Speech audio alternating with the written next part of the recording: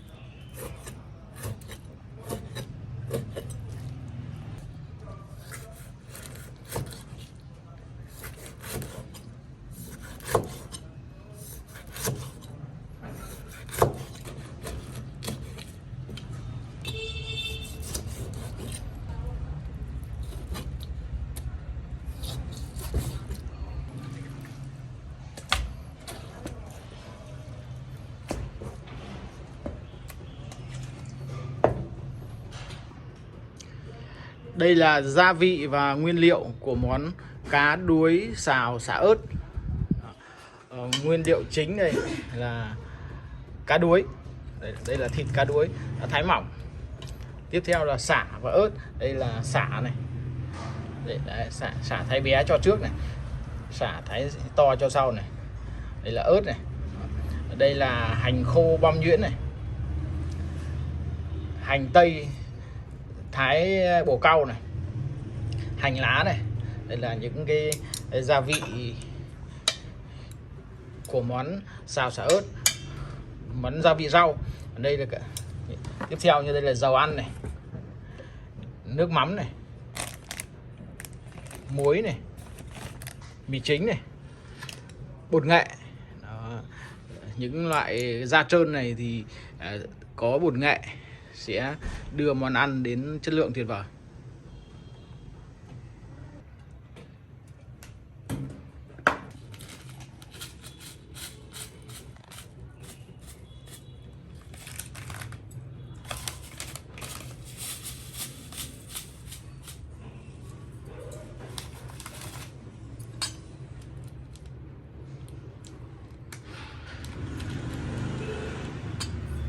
Bột nghệ.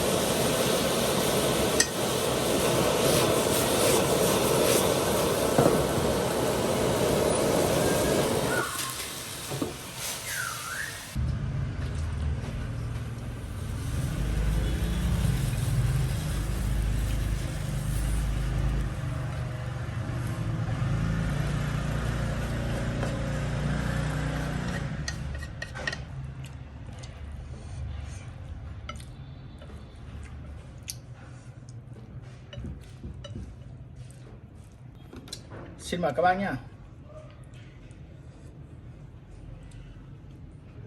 Xin mời các bác.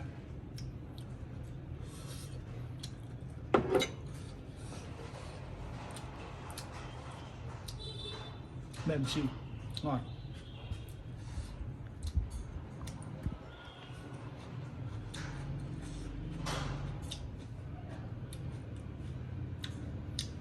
Xin mời các bác.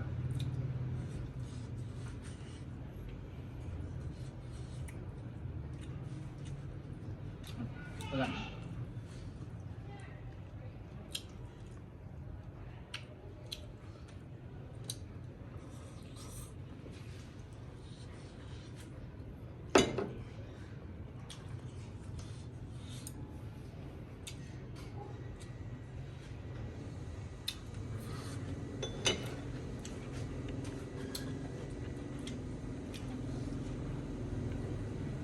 Tuyệt vời.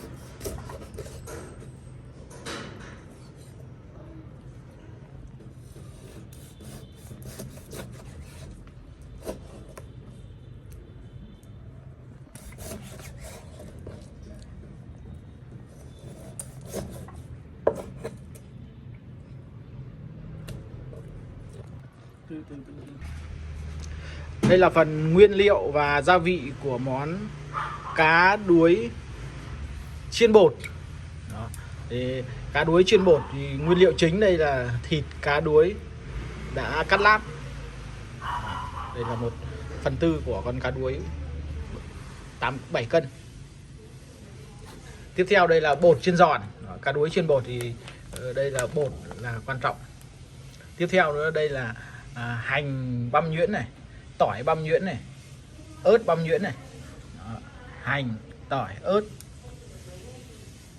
muối, mì chính, tương ớt, nước mắm. Đó.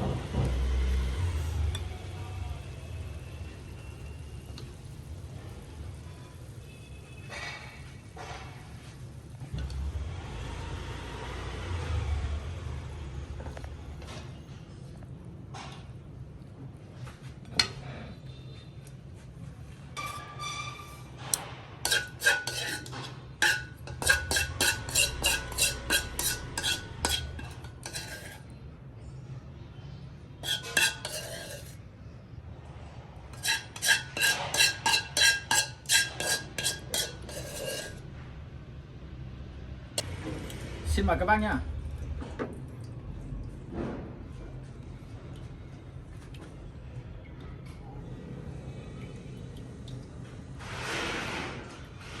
Xin mời các bác.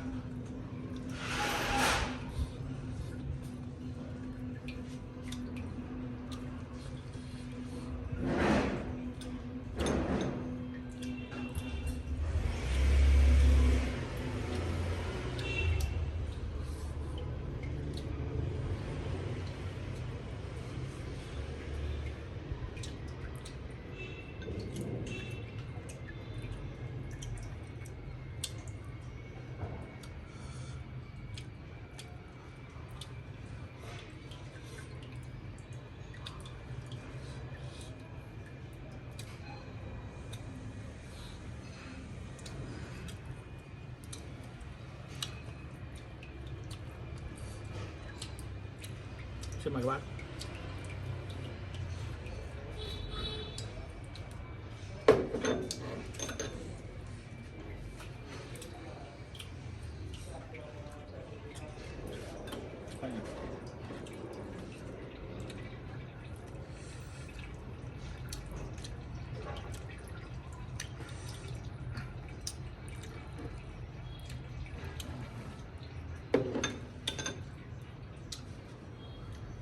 Tuyệt vời.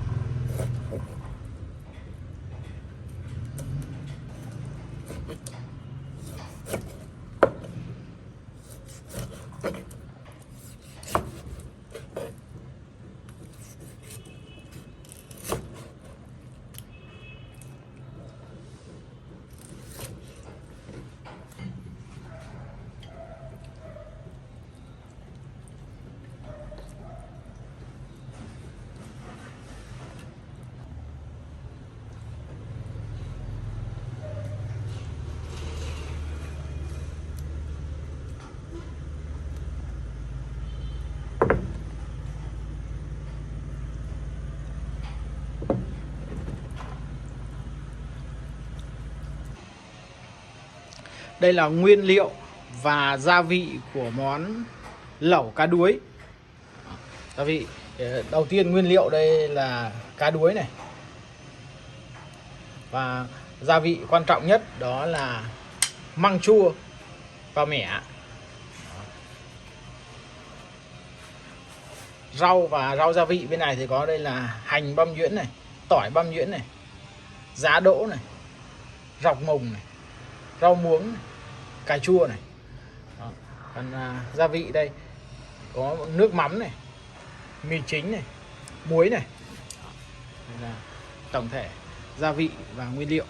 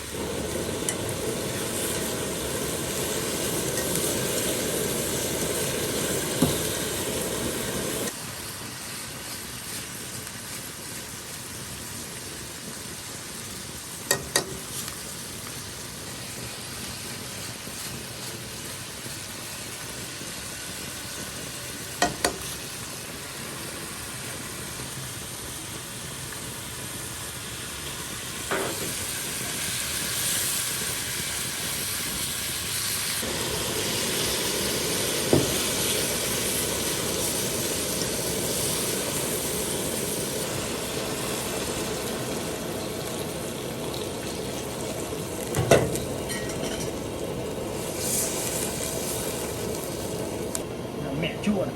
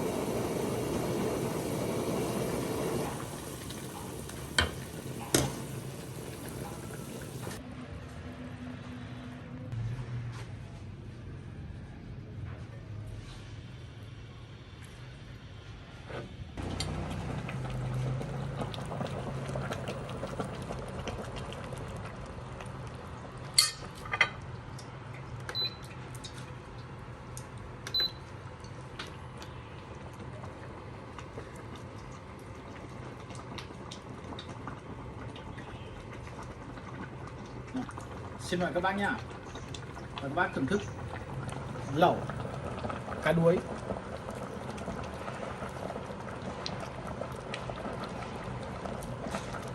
mời các bác.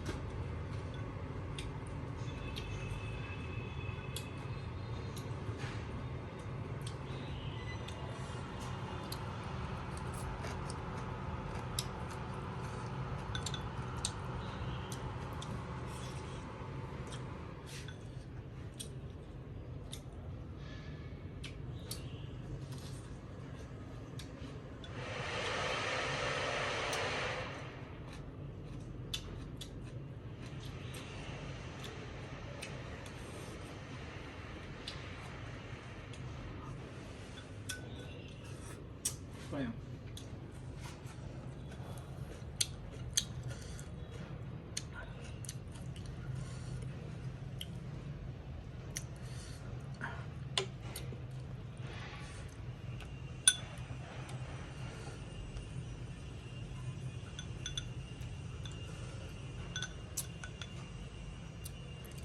Xin mời các bác nhá.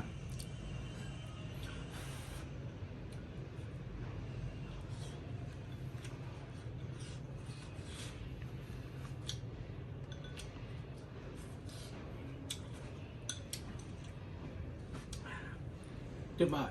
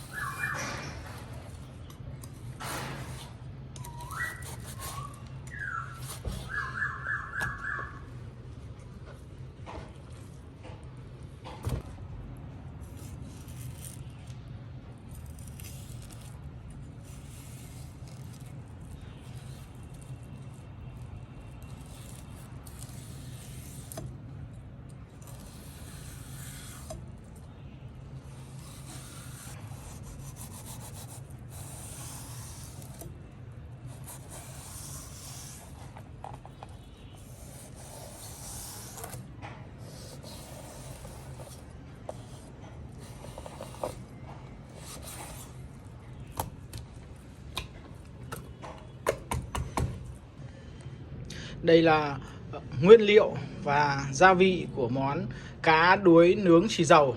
Đây là một trong những món mà đơn giản nhất của cá đuối, nhưng có điều là phải đốt than lên để nướng. Đây nguyên liệu là cá đuối đã phi lê, nghĩa là bỏ xương. Xương nhưng nó cũng chỉ là cái sụn thôi chứ không phải là cái xương, nhưng vẫn bỏ ra. Và phía ngoài này vẫn còn da này.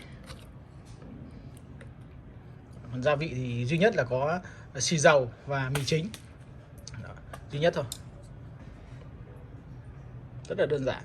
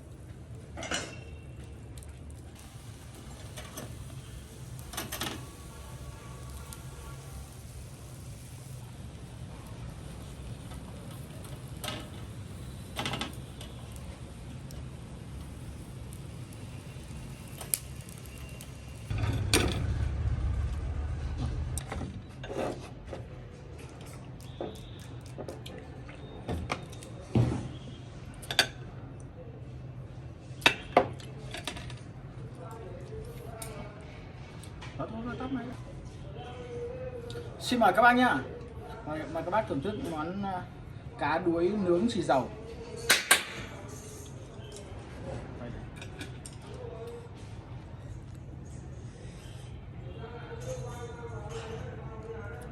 Để màu xì dầu nó ngấm vào trong thớ thịt ấy.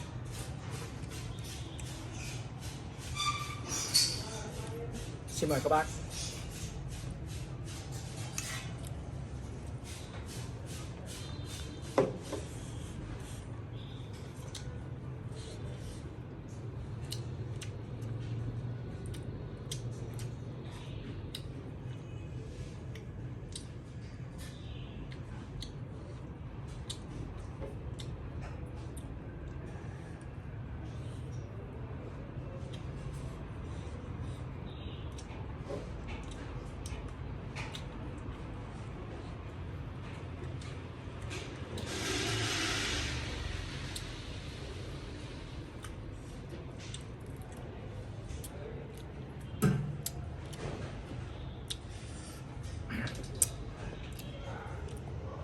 Mời các bác nhá.